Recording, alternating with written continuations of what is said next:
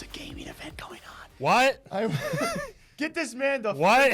Get this man the I hope someone out there understands what we're talking about before we're even talking about it. That'd be dope. Because if you did, what is up, people? You're a real one. We're talking about gamers etiquette, crowd etiquette. I'm going to keep this short because I keep things short here. Do you really? We're going to have a quick discussion, very brief, because we'll have follow-ups in the future. We're talking about a latest release by Carmack and IEM. IEM is tied to ESL. Right now, they're going to implement this for CSGO events, maybe future ESL events. I'm sure you did the read-through as well. Pretty much going to be punishing crowds who cheer at the wrong time. Brief rundown, if you guys don't know, CSGO events have had this happen a few times. COD events, I'm sure others as well, where the crowd either hints at something happening, gives away something happening, or directly signals something happening, and it ruins the integrity of the esport, whatever esport it is. And so the two main breakdowns I took away from this is now at IEM Katowice, coming up for CSGO, there will be crowd punishments if a group of people or a certain number of people do that. If they break that rule and cheer when they shouldn't or give away something, they're going to actually punish the entire stadium, I do believe, by turning off X-ray, which is a huge viewer experience as you're watching in the arena. And besides that as well, the second thing, if you are too noisy and do it redundantly, is that the word? Repeatedly. Repeatedly, yeah. Shh. You'll be ejected. So what are your thoughts on this? You know what? It's an interesting stance to take. I do appreciate that Carmack was talking about the viewer experience combined with the player experience and how they don't feel that booths really contribute to that too much. That was interesting. Yeah, I kind of agree with him on that front. But, you know, I worry about them overextending themselves a little bit here, because I think if you get to a point where you're trying to make a CSGO event, like that he mentioned playing tennis, right? Where you're trying to assign all these rules. So like, okay, guys, so the knife was out, but he hadn't actually stabbed him, so you cheered a little bit too early on that one. So red card for the audience. Like this section, last warning.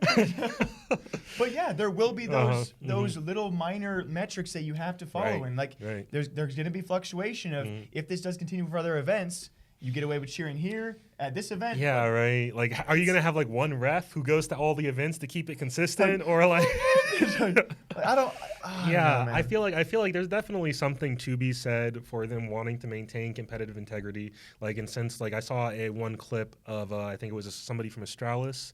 Like he was seeing the X-ray of a player through a wall, right? Obviously, the player couldn't see the X-ray, but the audience could. It's pretty notorious. Yeah, and his cursor moved where the enemy team was. The audience started cheering. Yeah, it's like almost like playing a game of hot and cold or something, right? But I loved it because the casters can't hear the. Apparently, the casters couldn't hear it, and so like they're freaking out, like, "How did he get that kill?" But in the background, you hear the crowd. Oh yeah, being like very, very obvious about it. And I feel like that level of interference is pretty easy to address by just being like, "Yeah, guys, just don't do that." Yeah, easy.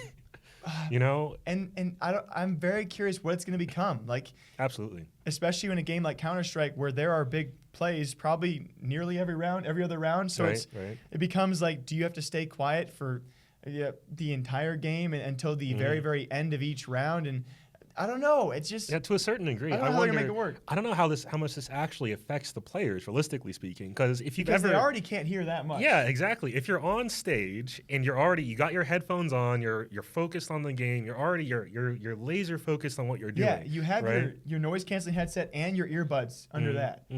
How are you supposed to identify? Oh, so this crowd is screaming at this exact moment when I do this thing, and me know that that's supposed to be you that they're screaming at, as opposed to one of the other like 10 people on the stage. Happen with the example you just shared, but it's like a one-off. But to be fair, he claimed it didn't. He claimed that wasn't what it was at all. I heard. No. I think he pretty much admitted. I think his main come out the player who actually. I think it was. I don't want to falsely because I can't remember the clip exactly. I believe it was ZipX, but whoever it was actually came out and said that he had heard it, but he was like, "What do you expect me to do when I hear the crowd? Should I ignore it and pretend I don't know someone's there?" So he didn't deny it. Okay, I might be thinking about a different one because I very specifically saw the player was like, "Yeah, I had no idea what they were like, screaming about." Been like that before. Yeah, of course. I think we both can agree the ejection rule is fine. If someone's like holding up a sign or you're being directly saying, problematic. "Yo, he's here," obviously you should be ejected. But when it comes to every other instance, yeah, I just know if they try to roll this nonsense out at like fighting game events, there'd be riots. People would not hang for that. It's all. I think a lot of it's going to come down to the first way they implement it and how they softly implement this, and we'll see how it affects crowds. But yeah, I made sure in our video last week to talk about this. If you get a bad crowd, and all of a sudden you're taking. Yeah, right. If it comes to the moment where you take away X-ray, the viewer experience because of what someone else did, that's my issue. Like what? What if some of the crowd cheers? You're in your seat.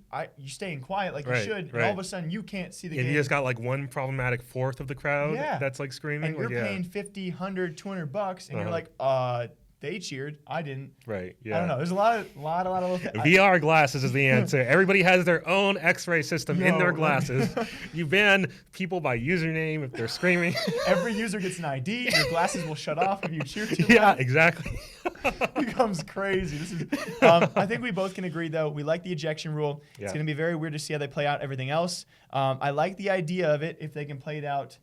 Right. Yeah, it's going to be a fine line they have to walk here. Mm-hmm. So I like the progress. I like where we're going. We'll see how it gets implemented. That's the important part. Mm-hmm.